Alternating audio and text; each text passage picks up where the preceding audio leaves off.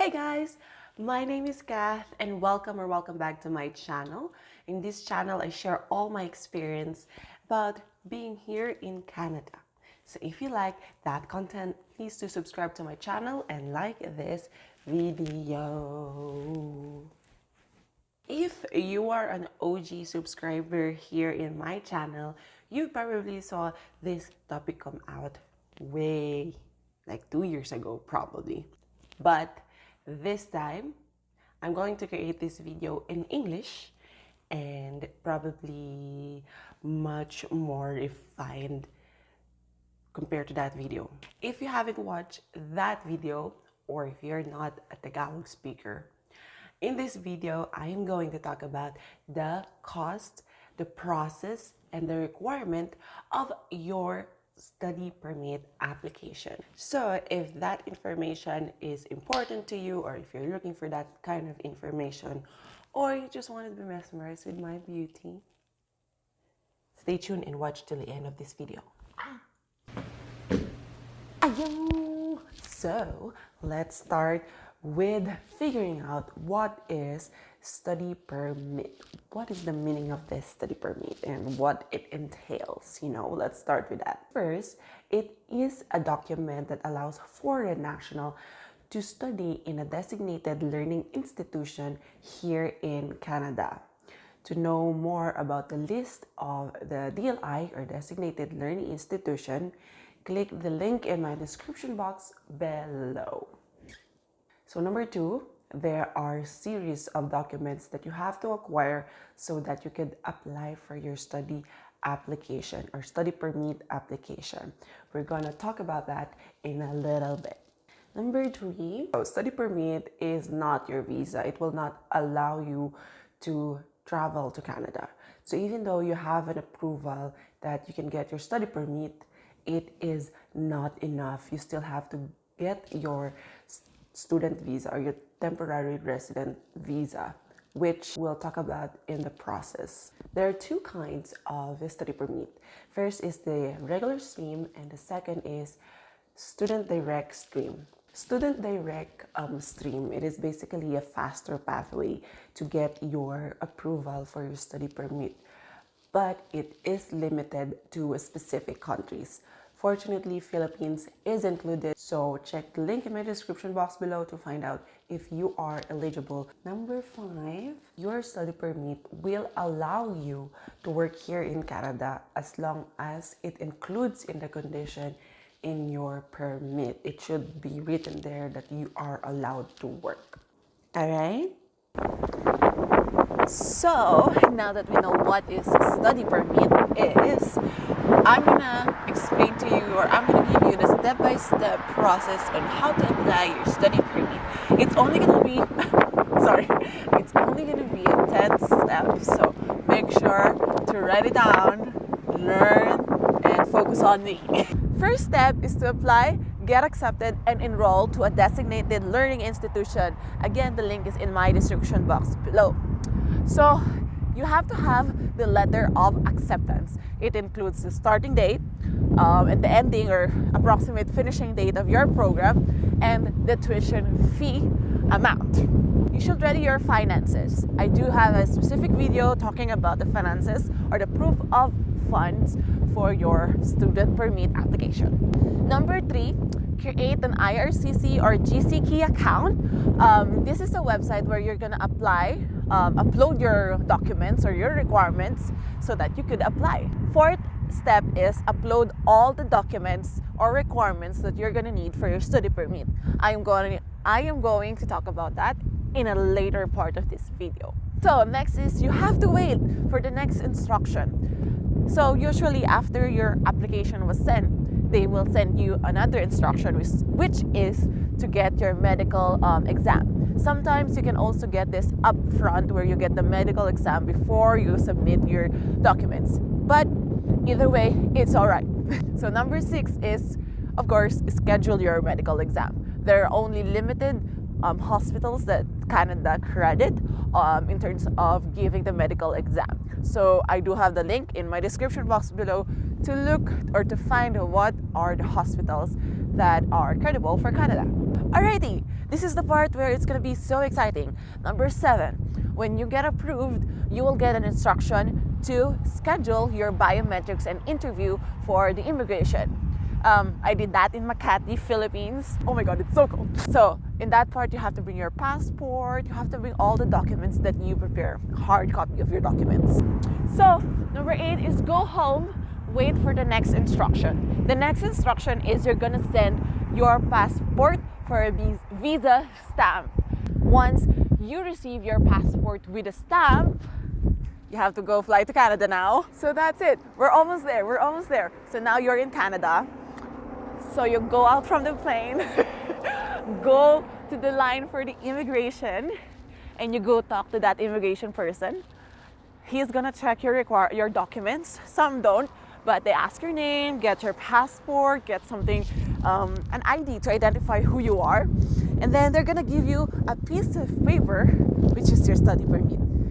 You have to read all the conclusion. If you have any question, ask that to your immigration officer, and make sure you have the conclusion or the condition that you can work in Canada. Alrighty? Okay. It sounded so easy, right? Because it's only about 10 steps to get your study permit. But I know sometimes you kind of wanted some assistance, wanted a validation if what you're doing is correct. And that's why I created this channel for you guys. However, I know that these videos, it can only do so much. And some of you might need more guidance on the step-by-step on how to get your documents, or like after you applied for study permit, what's next? I understand that because I did that too. I asked for assistance. And because I love you guys, oh my gosh, you're so spoiled. I partnered with this organization called HELP to better assist you in your student permit process journey. Thank you, HELP, for sponsoring this part of the video.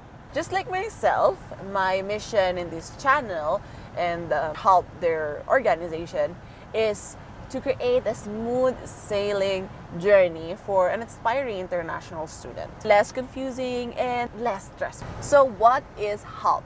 HELP is an international admission online coaching platform. It's like a personal trainer, but for studying abroad. But the thing is, Kathy, why did you partner with this brand? Why did you partner with HELP? I have 3 things that I really liked about them. First is that they do one-on-one coaching.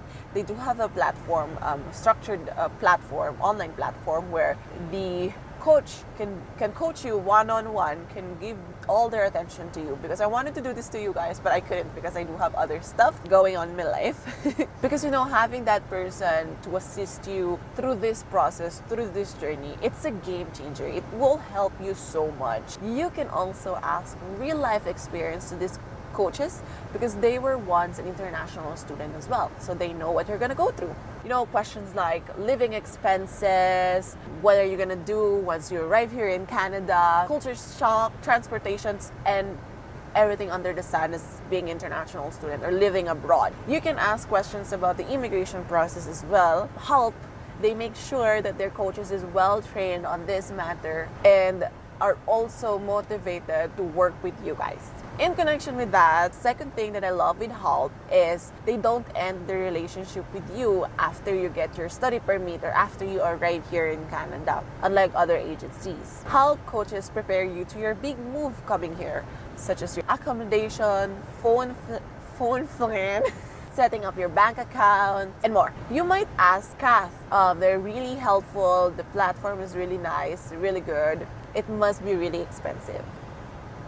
Actually, there's no upfront payment, there's no hidden payment, and no payment for unlimited one-on-one coaching with your coach. Are you for real though? That's actually what I asked to myself when one of the HELP team was talking to me, because this is just too good to be true. I still ask this through online. I emailed them back about this question because I wanted to know if HELP can really help you guys in the long term, if they are for real, and they are confident that everything will work out, and who are, of course, genuine to help you guys. They are. They're student focused on their structure. They have well-known investors who back them up. You can check the link in my description box below. This is a really helpful online platform for every one of us, every one of those aspiring international student. I would like to support this kind of organization because they're not like some agency who are money grabbing, who just take advantage of you and who doesn't really care about you after you come here in Canada. Do your own thing. So they're not like that. Know more about help by clicking the link in my description box below. Make sure you use my link so that they know that you came from me. They are amazing. Just try them out and see if you want to work with them. Again, thanks Help for sponsoring this part of the video. We are now going to discuss the requirements for your student permit application. The first requirement is no. This is mine. The first one is letter of acceptance from your designated learning institution. So obviously this letter of acceptance, it must came from a Canadian DLI. It must include the tuition fee, starting date, and the anticipating ending or finishing date of your program. Okay, next is proof of identity, such as your birth certificate, your NBI if you're in Philippines, a valid passport, or a travel document. You also have to provide 2 pieces of a passport size pictures. And I do have the instruction for those picture in the description box below. I do have a link of that. Basically, it has to be a passport size picture, and you also have to write your name at the back of the picture and your date of birth. Number 3 is your proof of finance. To prove that you can provide the tuition fee and your living expenses, you can pay for your living expenses here in Canada. You have to show that you have that amount in your bank statement. It doesn't matter if it's in different banks, but as long as you have that amount, total of that amount or more. You can also have a sponsor, for example, your parents, your aunts, or some organization here in Canada or something. You just have to prove, if you have a sponsor, you just have to prove that they will sponsor you, that they have that amount of money. So like their bank statement. So they have to prove that they want to sponsor you. They have to say the reason why they're helping you in a form of a letter or an affidavit of letter of support, something like that. If you do have some property or some business, you can also add that up as a supplement that you can provide for yourself. But even though you have that, you still have to provide the bank statements with the amount that is going to need for your study and living here in Canada. I have a video specific to that in my description box below. Next requirement is your medical exam.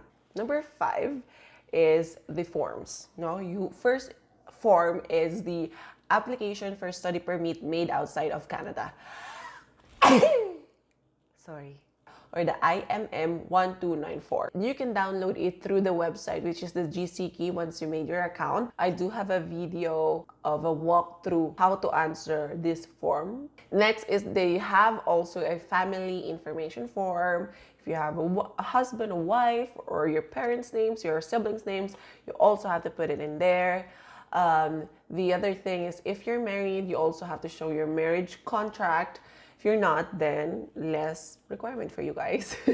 One of the things that sometimes is needed, sometimes is not, is the IELTS or Duolingo exam. These are exams to show that you are proficient in English. So there are some other requirements that's going to be needed for you in each specific country. For you to find out what that is, I, of course, link the resource in my description box below.